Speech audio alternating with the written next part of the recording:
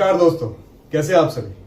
मैं राम आपका एक बार फिर से दिल से स्वागत करता हूं अपने यूट्यूब चैनल पर, जिसका नाम है जॉइन बॉलीवुड दर्शन।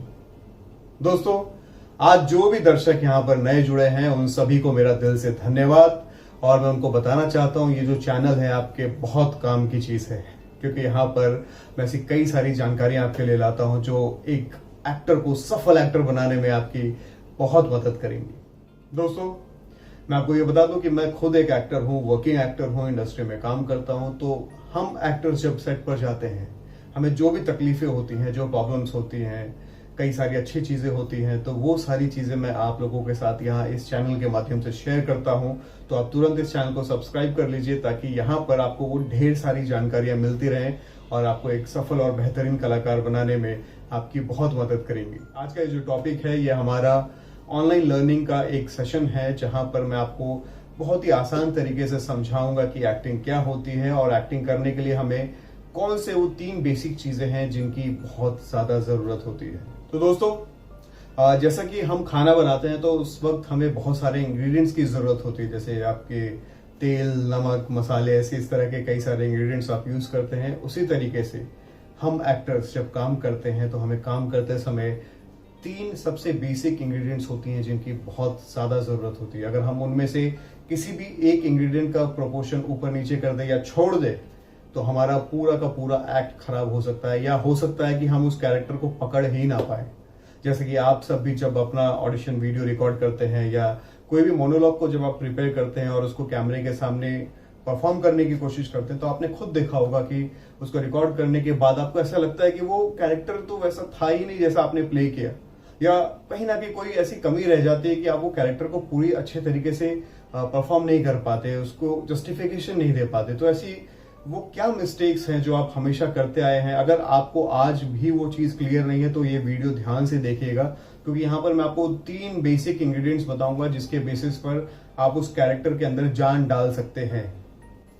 सबसे पहले हम बात करेंगे, समझने की कोशिश करेंगे बहुत ही आसान शब्दों में कि एक्टिंग है क्या। अगर कोई मुझसे पूछता है कि व्हाट इज एक्टिंग, तो मैं उनको ये कहता हूं कि acting is basically to portray a character. Portray यानी पेश करना, उसको जीना। किसी भी कैरेक्टर को हम कैसे जी सकते हैं।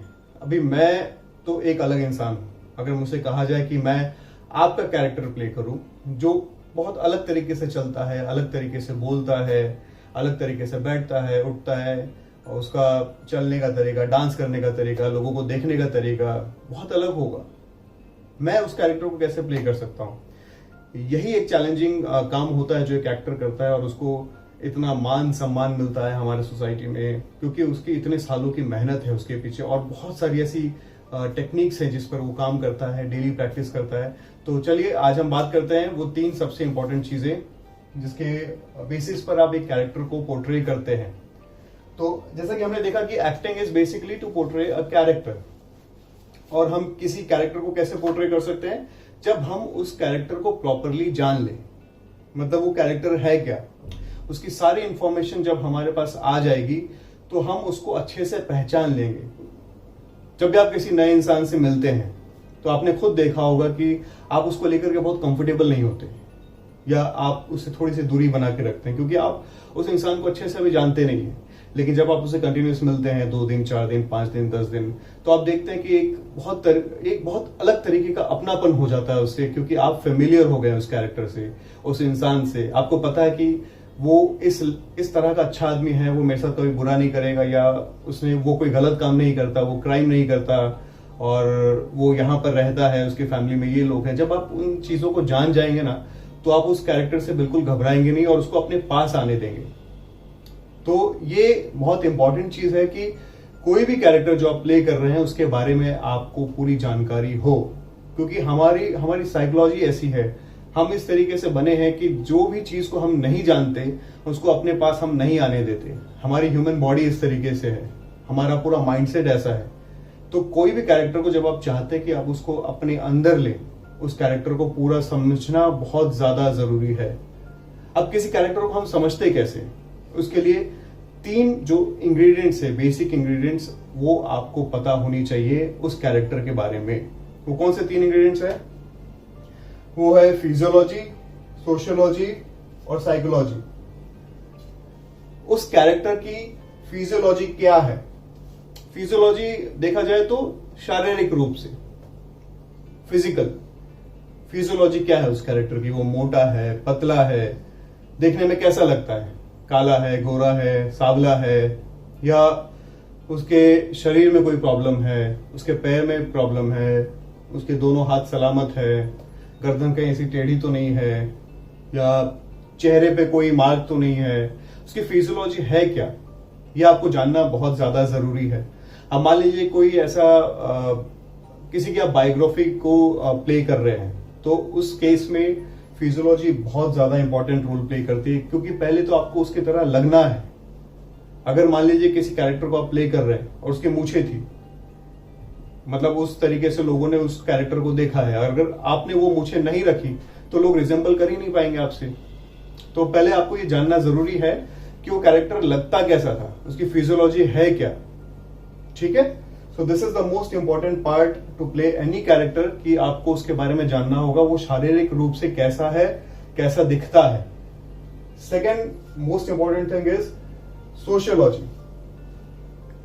सोशियोलॉजी यानी सोसाइटी में उसकी वैल्यूज क्या है, वो क्या काम करता है, कितना कमाता है, वो राजा है, नौकर है, कहीं सैनिक है, कहीं मैनेजर है, किस जगह काम करता है, उसकी क्या वैल्यू है सोसाइटी में, किस तबके से आता है। देखिए जैसे मान लीजिए वो सिख है, हिंदू है, मुस्लिम है, उसका गेटअप क्या है, उसके वैल्यूज क्या है ना। सोशियोलॉजी यानी सोसाइटी में उसकी क्या वैल्यू है, ये जानना बहुत ज्यादा जरूरी है, क्योंकि हम जैसी जगह पर रहते हैं वैसे हमारे संस्कार होते हैं, वैसे ही हम बिहेव करते हैं, वही चीजें हमको सिखाई जाती हैं, क्योंकि इंसान जिस जगह पर, जिस सोसाइटी में पैदा होता है वो वैसा ही सीखता है।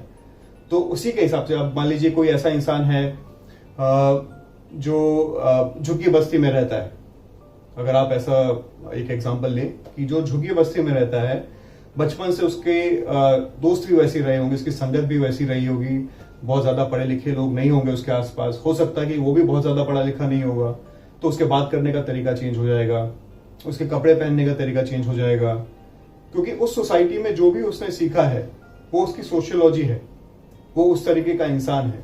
जनरली 99.9% वो वैसा ही होगा। 0.1% हो सकता है कि शायद वो पैदा कहीं और हुआ हो, उसकी एजुकेशन कहीं और हुई हो, या ऐसा भी हो सकता है कि वो उसी जगह में पैदा होने के बावजूद वो बाकी लोगों से अलग है।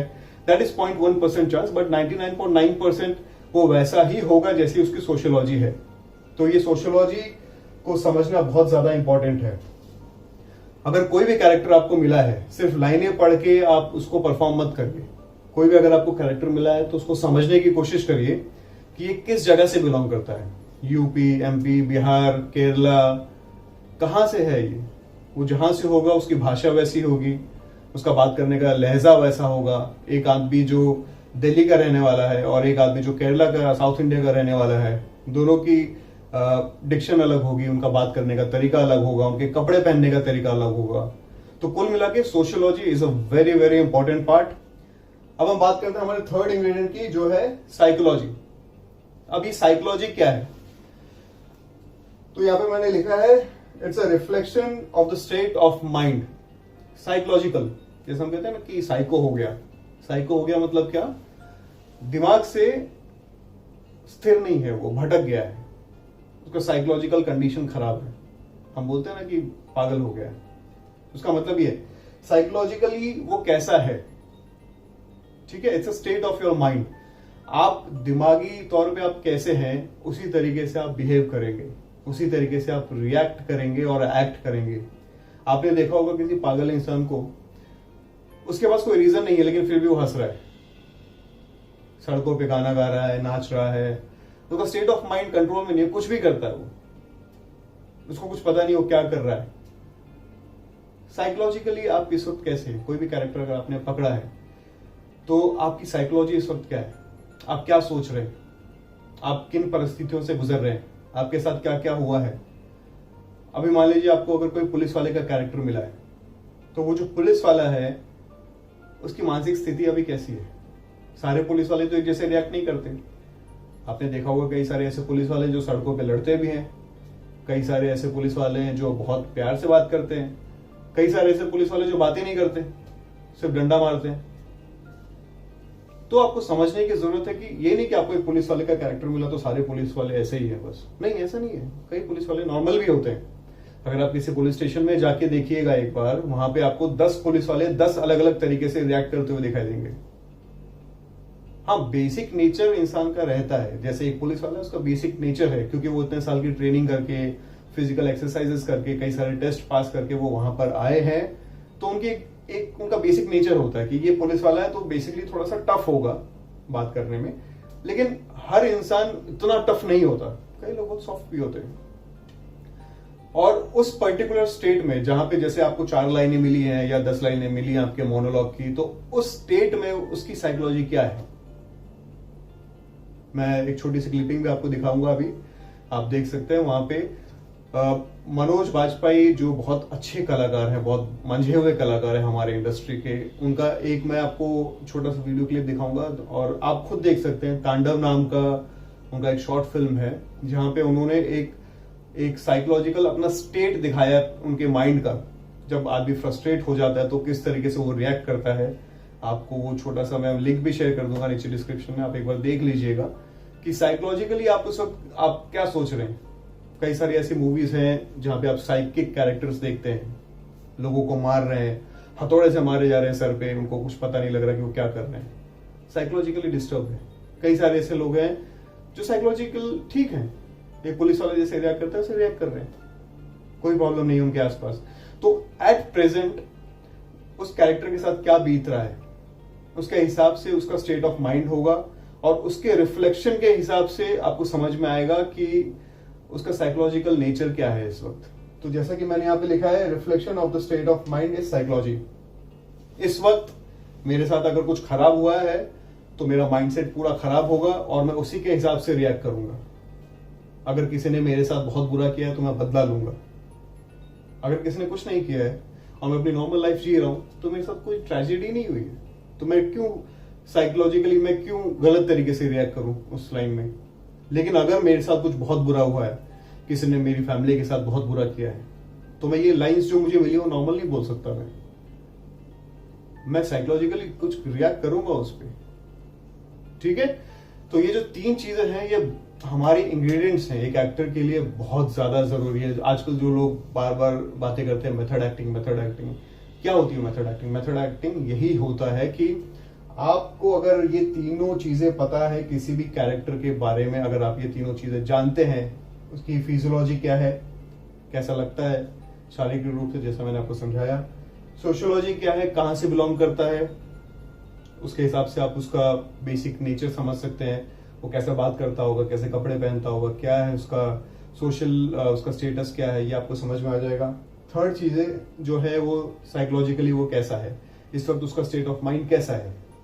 अगर ये 3 चीजें आपने एकदम क्लियर समझ ली किसी की, और जब आप ये तीनों चीजों को समझेंगे तो आपका दिमाग उसके बारे में उसी तरीके से सोचेगा, है ना।